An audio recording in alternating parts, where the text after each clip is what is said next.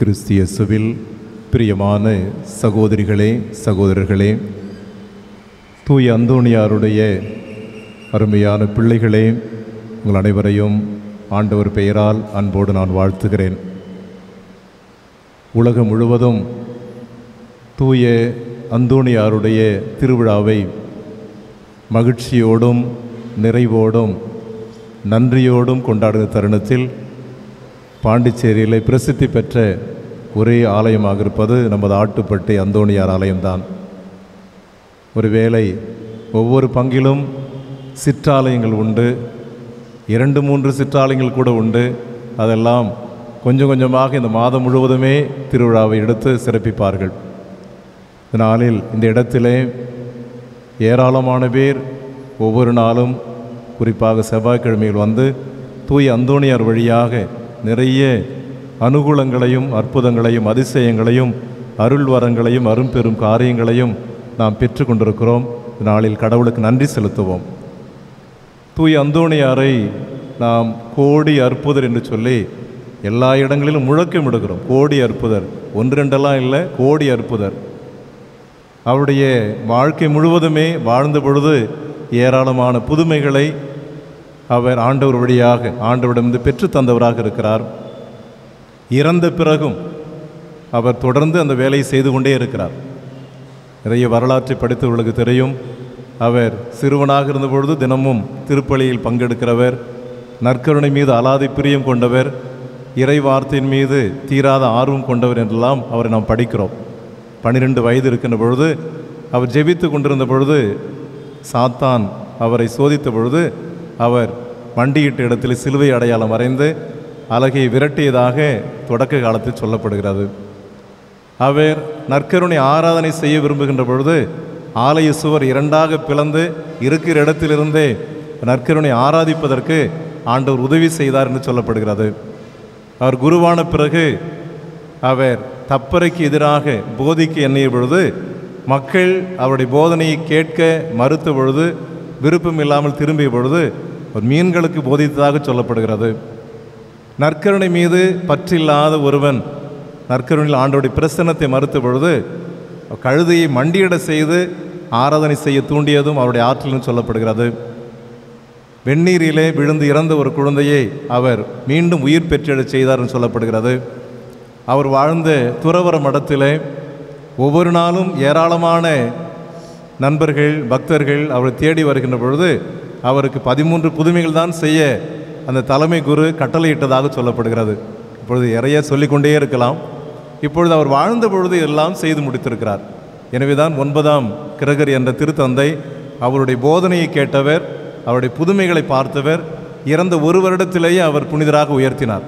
1231 இருக்கின்ற பொழுது 32வது ஆண்டிலே அவர் மிகப்பெரிய ஒரு புனிதராக உயர்த்தப்பட்டிருக்கிறார். வாழ்ந்த காலத்திலும் அவர் புதுமை செய்து கொண்டே இருந்தார்.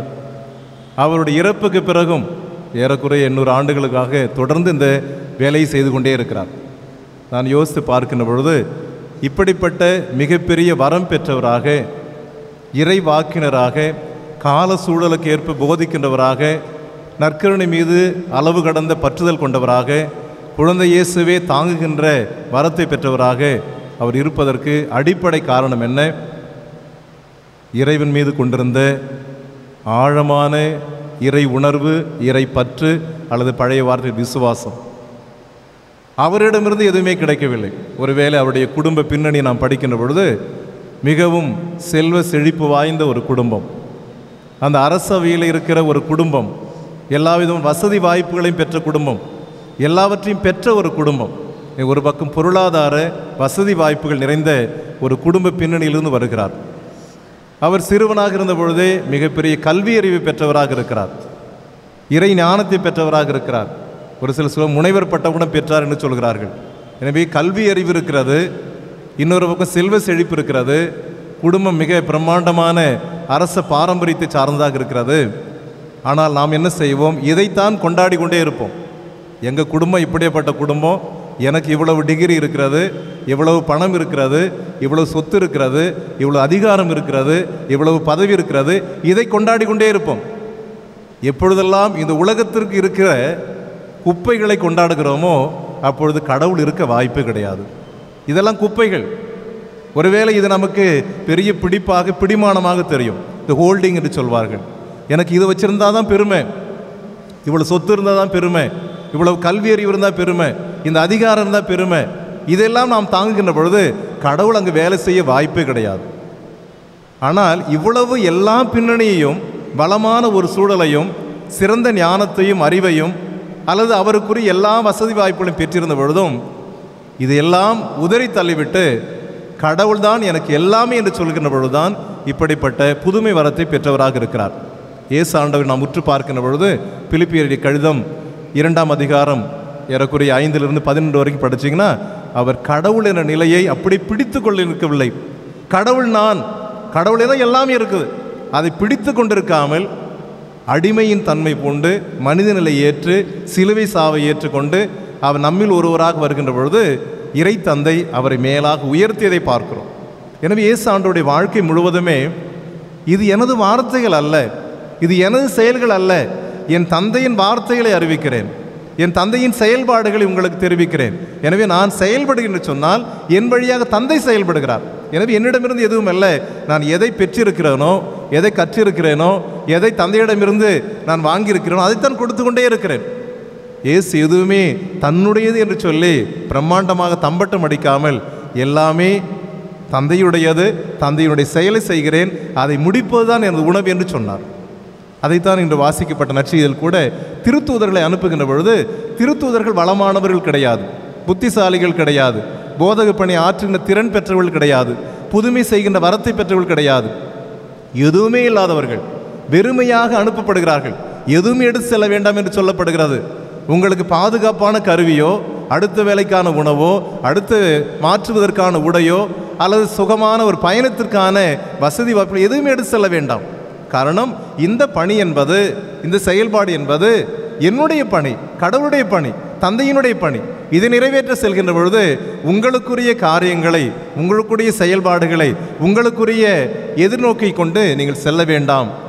தந்தையோடு செல்லுங்கள், தந்தையின் ஆசிரோடு செல்லுங்கள். தந்தை உங்களை வழிநடத்துவார், தந்தை எல்லாம் உங்களுக்கு கொடுப்பார், தந்தை உங்களை பாதுகாப்பாக அழைத்து செல்வார், எல்லாவற்றையும் அவர் பராமரித்து உங்களை போஷிப்பார் என்று சொல்லித்தான் திருத்தூதர்கள் அனுப்பப்படுகிறார்கள்.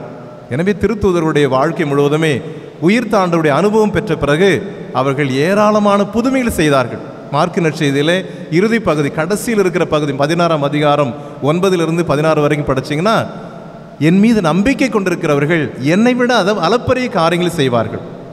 அவர்கள் பாம்புகளை கையால் பிடிப்பார்கள், கொள்ளும் நஞ்சை குடிப்பார்கள், நோயாளர்களை குணமாக்குவார்கள், பேய்களை விரட்டுவார்கள். இப்படியெல்லாம் ஒரு நீண்ட பட்டியல் கொடுக்கின்ற பொழுது ஆண்டவர் சொல்வார், ஆண்டவர் உடனிருந்து செயலாற்றினார் என்று சொல்லப்படுகிறது.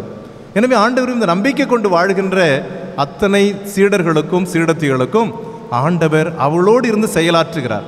எனவே திருத்தூதருடைய வழித்தோன்றலாக வருவதுதான் புனித அந்தோணியார்.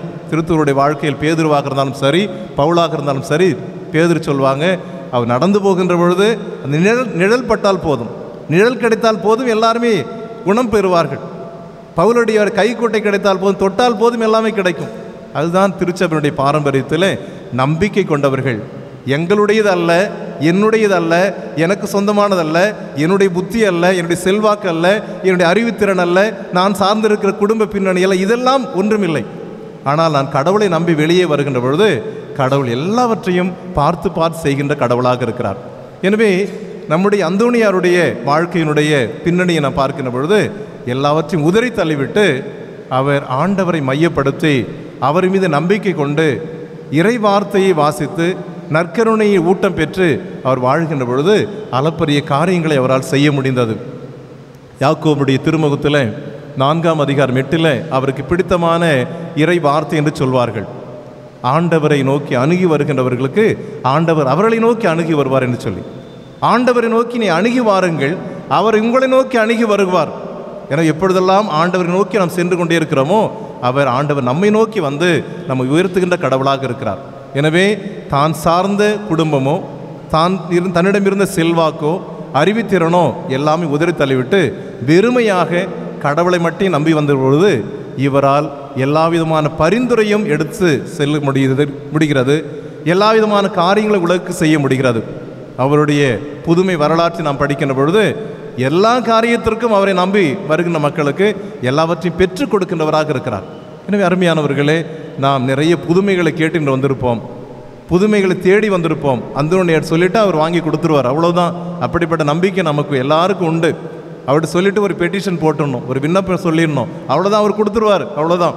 ஆனால் அவர் கொண்டிருந்த இறை நம்பிக்கையை நாம் ஆழப்படுத்துகின்ற பொழுது, உண்மையாக்குகின்ற பொழுது, இந்த உலகம் தருகின்ற எல்லா விதமான பிடிமானங்களையும் உதறி தள்ளுகின்ற பொழுது நாமும் புதுமை செய்ய முடியும், நமக்கும் புதுமை கிடைக்கும். நம்மால் செய்ய முடியும். கடவுளுடைய பிரதிநிதிகளாம் நிற்கின்ற பொழுது, நாம் கடவுளை நோக்கி கையேந்துகின்ற பொழுது, கடவுளிடம் மக்களுக்காக பரிந்துரை செய்கின்ற பொழுது நம்மாலும் அதிசயங்களையும் அற்புதங்களையும் செய்ய முடியும்.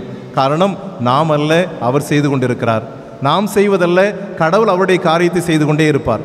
எனவே அந்தோனியாரை நோக்கி நாம் இன்று நமது மன்றாட்டுகளை எழுப்புகின்ற பொழுது நாம் கடவுளுடைய விருப்பத்தையும் கடவுளுடைய திட்டத்தையும் நிறைவேற்றுகின்ற மக்களாக வாழ்வதற்கு முன் வருவோம். அப்பொழுது கடவுள் கொடுக்கிற நிறைய ஆசிரியில் நாம் நிறைவுடன் வாழ முடியும். ஆமென்.